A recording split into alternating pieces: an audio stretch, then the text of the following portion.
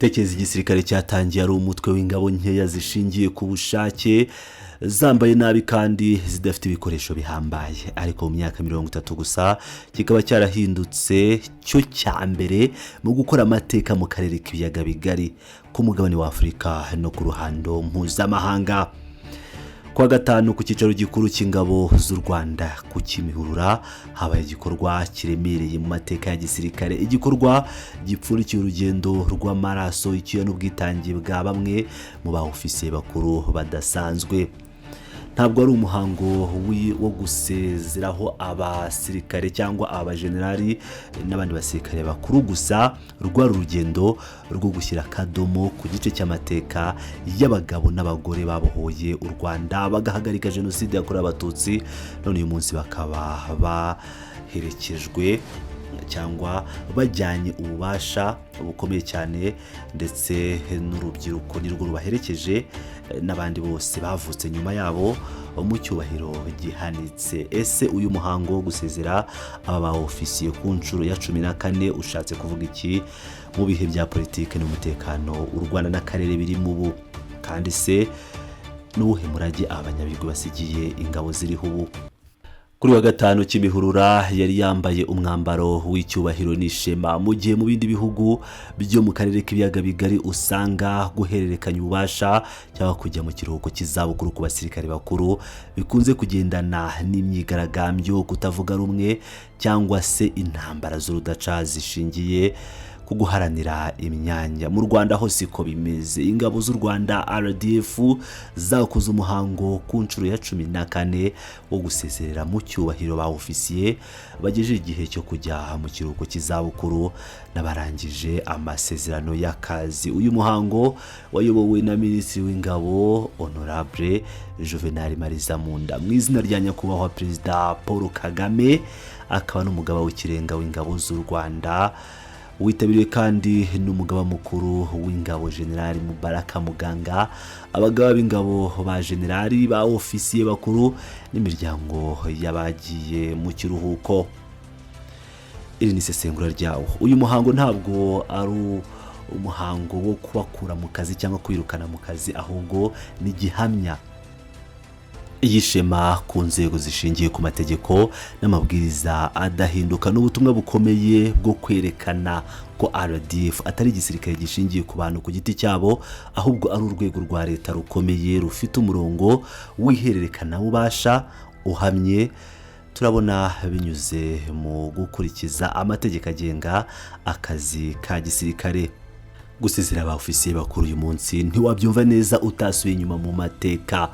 Abagabo n'abagore bambitswe imidari y'ishimwe n'ibyemezo by'akazi k'indashyikirwa uyu munsi nibo bafite amateka adasanzwe yanditswe mu gitabo cy'ubutwari bw'u Rwanda.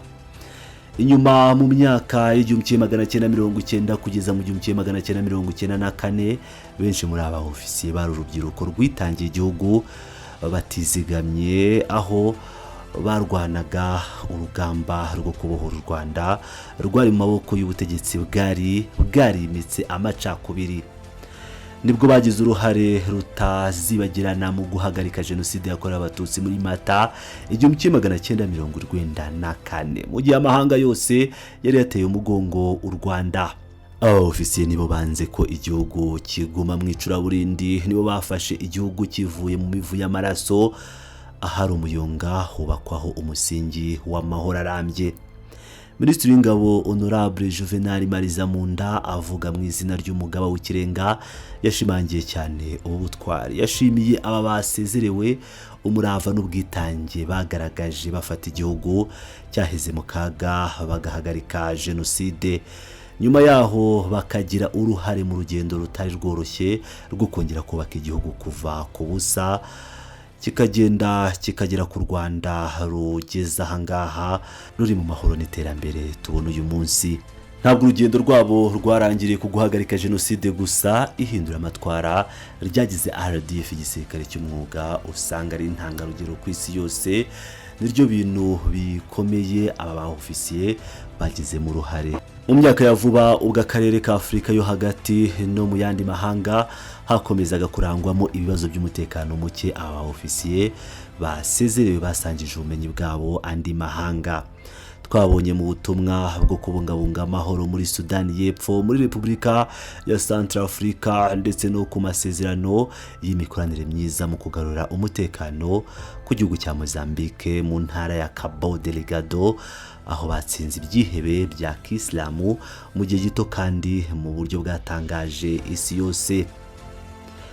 Ubunyamwuga n'ikinyabupfura nibyo byagize RDF igisirikare cyizerwa cyane ku rwego rwa Loni na Afurika. Imikoranire mpuzamahanga byerekana ko ingabo z'u Rwanda zidashobora guhagarara ku mbibi z'igihugu gusa, ahubwo ari abarinzi b'amahoro ku rwego rw'isi. Minisitiri Marizamunda yagize ati ibikorwa by'aba ofisiye no kugira uruhare mu guhindura RDF ingabo zikomeye zifite ubunyamwuga kandi zubashywe ku rwego mpuzamahanga bisize umurage uhoraho utazarangira na rimwe mu mateka y'iki gihugu. Imwe mu ngingo y'ingenzi cyane itagivugwa cyane mu binyamakuru byinshi bya gisirikare na politiki ariko yari ku isonga muri uyu muhango ni imbaraga z'imiryango n'abo bashakanye n'abo basirikare.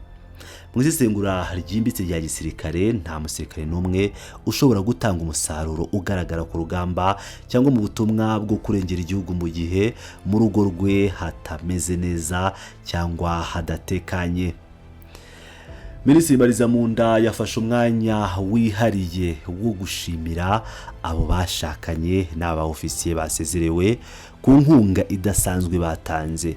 Mutekereze umuntu umara amezi 6, umwaka cyangwa imyaka 2 ari mu butumwa bw'amahoro muri Central Africa cyangwa mu mashyamba ya Mozambique cyangwa ari ku rugamba rwo kubohora igihugu mu myaka yashize.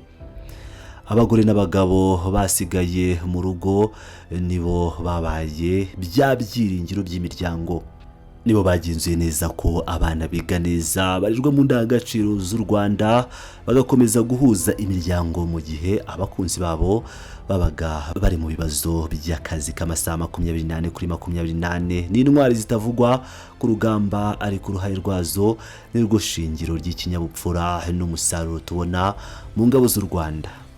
Mu ijambo ryaje gucengera mu mitima ya benshi, umugaba mukuru w'ingabo z'u Rwanda General Muganga yerekanye undi murage ukomeye aba ofisiye basigiye RDF na Afurika muri rusange: gutoza no kwigisha abakiri bato mu ngabo.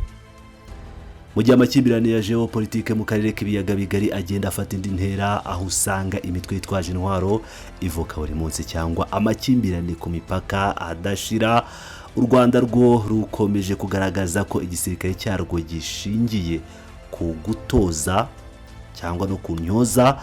General Muganga yashimiye abasezerewe ku rukundo rw'igihugu, imyitwarire myiza n'ubunyamwuga bagaragaje mu kazi kabo, ariko ashimangira ryasezerano ryo guhererekanya ubumenyi. Hari ukwigisha indangagaciro za RDF, gutoza urubyiruko rwinjira mu ngabo gukunda igihugu, ukwitanga gukomeye no gushyira ikinyabupfura imbere y'inyungu z'umuntu ku giti cye. Hari ugutegura abarinzi b'igihugu. Ibi byatumye habaho urubyiruko rwiteguye kurinda igihugu igihe cyose n'ahantu hose, ku buryo umurage uhoraho ugaragara wamaze gufata indi mizi mu basirikare bakiri bato. Hari nanone ubunararibonye butazazimira. General Muganga yagaragaje ko nubwo aba ba ofisiye bagiye mu kiruhuko, RDF n'igihugu bizakomeza kungukira mu bunararibonye, ubwenge n'inama byabo mu bya gisirikare na politiki y'umutekano. Nibanga kirituma umusirikare w'umukuru w'igihugu agize igihe cyo gusezererwa, ariko agahagarara yemye aseka kandi avuga ko afite ishema ryo gukorera igihugu. Ibi byagaragariye mu ijambo rya MAJ General Retired Bayingana bavuze mu izina ry'abasezerewe bagenzi be. MAJ General Retired Bayingana yagaragaje ko batewe ishema ryo hejuru n'iterambere rikomeye RDF imaze kugeraho mu gihe cyabo. mu isesengura ryaguye ijambo rye ryagaragaje ishimwe rikomeye ku bayobozi bakuru b'igihugu, by'umwihariko yashimiye nyakubahwa perezida Paul Kagame ku bw'ubuyobozi bufite icyerekezo mu kubaka inzego z'u Rwanda zikomeye zishyize hamwe kandi zitajegajega na gatoya mu nshingano zazo. Amagambo akomeye ya MAJ Retired Bayingana yari isezerano rikomeye cyane ku bashaka kumenya icyo kujya mu kiruhuko bisobanuye muri RDF. Nubwo dusezeye ku mirimo ya gisirikare mu buryo bw'akazi n'imyambaro y'akazi, ntabwo dusezeye ku ndangagaciro z'igisirikare cy'u Rwanda. Tuzakomeza kurangwa no gukunda igihugu, ikinyabupfura no kwitanga, kandi twiyemeje gukomeza gutanga umusanzu wacu mu iterambere ry'u Rwanda ahariho hose igihugu kizadukenera. Uyu muhango wasojwe no gushyikiriza abasezerewe icyemezo cy'ishimwe mu kubaha icyubahiro ku bw'akazi k'indashyikirwa n'umuhate bagaragaje mu ngabo z'u Rwanda kuva mu ntangiriro kugeza uyu munsi wa nyuma w'akazi kabo ka buri munsi mu mpuzankano. Mu gusoza inkuru yacu, ni byiza kwibutsa ko iki gikorwa cya 14 cyo gusezerera ba ofisiye b'ingabo z'u Rwanda gitanga ubutumwa bukomeye mu rwego rwa Geopolitical ibiyaga bigari n'akarere ka Afurika y'Iburasirazuba kenshi gakunze kurangwamo umutekano muke w'intambara. Icyerekezo gihamye, u Rwanda rwerekanye ko rwamaze kurenza urwego rwo kubaka ingabo zikomeye, hubatswe izishingiye ku nzego zijyanye n'igihe, ziba ziteguye ibihe byose, haba mu bihe by'amahoro cyangwa mu kubungabunga umutekano w'akarere n'igihugu, mu kuvuga oya ku byihebe ndetse n'inyeshyamba. Abakoze amateka barafatwa neza. Leta n'igisirikare bishingiye ku kubaha, gushimira no kuzirikana umurava ndetse n'amaraso n'icyuya by'abitanze mu bihe bikomeye by'amateka mabi y'igihugu. Uyu niwo murage wo kwizera, umusingi ukomeye kandi uhoraho ingabo z'u Rwanda zubakiyeho, uzanakomeza kubera urumuri abakiri bato ndetse n'ibindi bihugu byifuza kubaka inzego z'igihugu zitajegajega. Mwakoze gukurikirana ikiganiro cy'isesengura kuri uyu munsi. Niba uyu murage w'ubunyamwuga bwa RDF n'iki kiganiro bigushimishije, kora subscribe, usangize abandi iyi nkuru, no kuvuga sharing, kandi ugisiga igitekerezo cyawe muri comment hasi kugira ngo dukomeze tuganire ku nkuru tuba twavuze ndetse no kubyo wumva twakoraho. Ndabashimiye cyane, muri abagaciro.